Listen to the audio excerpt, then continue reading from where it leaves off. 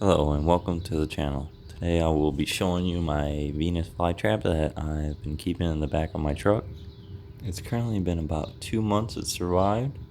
Now the idea was to get rid of the rappel and the citronella candles and save some money, possibly tens of dollars.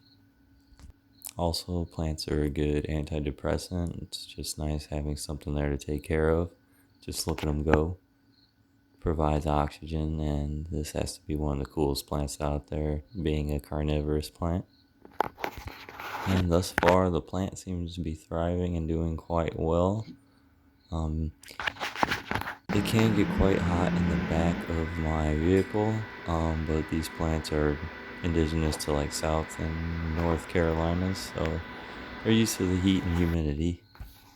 But the real question is, how do these do under the conditions of bouncing around and, well, normal truck use, the average daily use of the truck and the commute.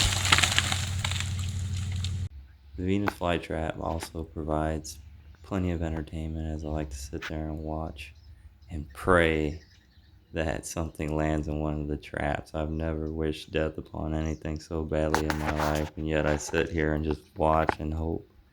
And yet they just come so close, just teasing me. It's coming ever so closely, just dancing on their own graves. And yet I'm usually left disappointed, and the fly remains unharmed. My plant seems to be narcoleptic, or at least just very lazy. I have a bad roommate at this point. It's been taking a lot of water, as I was bottom feeding it, but most of the water bounced out and was making quite a mess, so ultimately I just went to feeding the water on top. But the other ones seem to be doing alright. Some of them are molting, or whatever they call it when they turn black and die. A lot of these have had something inside of them for quite a while. I thought they were supposed to open in 7 days, but Samara hasn't come out yet. But yeah, the green ones are having little traps come out too, so everything looks healthy and fine. I don't know, this is the first trap I've bought that's not been from Walmart, and I actually have an idea of what to do with them, because usually they give you no instructions how to take care of these, and they need distilled water instead of regular water, something with no minerals. You're not really supposed to overfeed them, which is the fun part of these guys. And the main thing I didn't know is that they're perennial, where they come back every year. They hibernate or go dormant through the winter, so that's pretty interesting. Alright, so I keep my plants in the corner here. There's some light that comes through that window, but it is tinted, so it's not enough good light coming through for what plants need. I don't know the exact terms, so I'm not even going to try. So I have this glow light, and they seem to be thriving. I do occasionally put them outside in the direct sun whenever I can. I read that you're not supposed to keep taking them indoor or outdoor, but they seem to be doing fine. And keep in mind, the light got broken, so my idea was to put them outside for a while, and unfortunately, it's been really gloomy lately, so they have not been getting very much lights, but they're still look like they're doing good. Here we are at the beginning, unboxing the Venus flytrap. I was a little leery about buying a plant over the internet, but I got mine off at eBay, and it came shipped.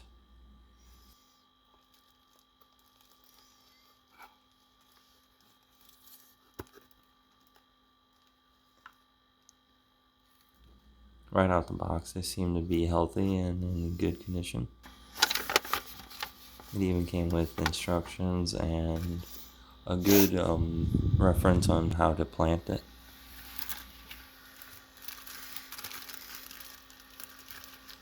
First order of business was to moisten the peat moss that came with it, and these grow in a sphagnum peat moss. I believe it grows in a couple different types of soils, or whatever you would like to call it. I've never worked with this stuff before. I usually grow like vegetables like tomatoes, and this stuff smelled like cork. It had a buoyancy to it, it floated.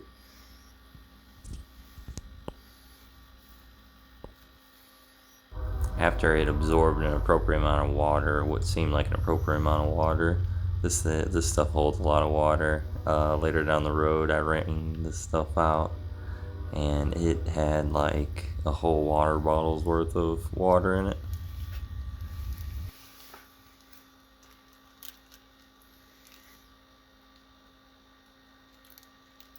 While I was unbagging this, I was being very cautious not to hurt anything or disturb the roots any more than they already have been. They seem like they were already preparated to be repotted, individually wrapped, and just had a loose bit of moss holding them together, ready to be transplanted.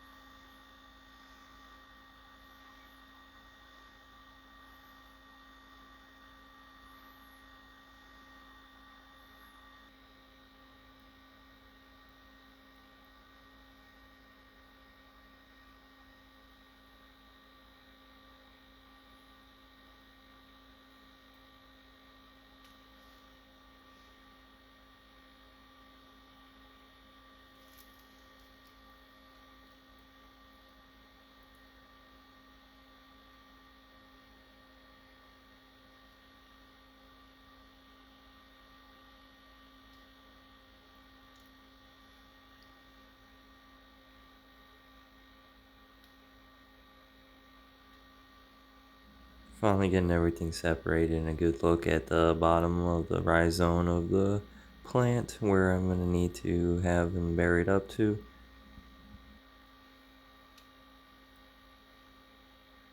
Now these are actually 3 plants in here. Actually turned out to be 4 and 1 small one.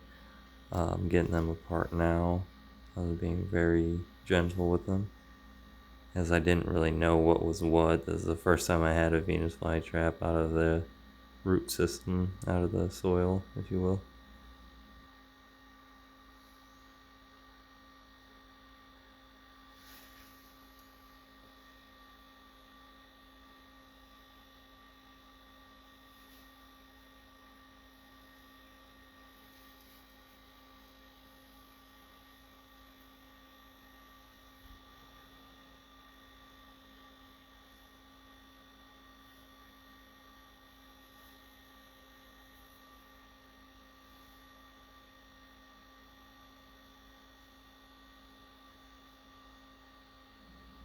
So already looking at these guys, I realized that I was going to have to repot them really soon. It seemed like they were going to take up too much space with all their little traps spreading out and taking up room. Didn't want them fighting for too much sun, as I wouldn't have much, since most of the time they're just going to be under a grow light.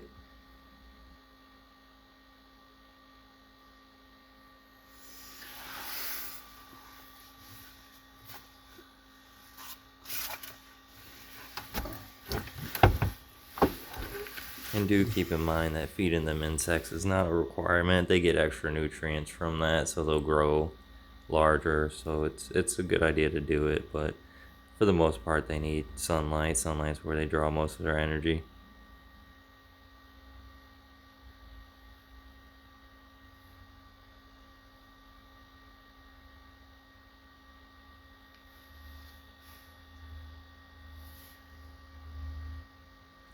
Thank you for making it this far, and if you like content like this, please let me know by leaving a comment down below or leaving a like, and let me know what you'd like to see next as far as plant videos or any kind of truck life videos.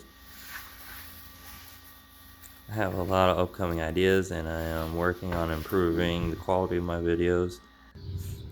Thanks again for watching. I hope you enjoyed.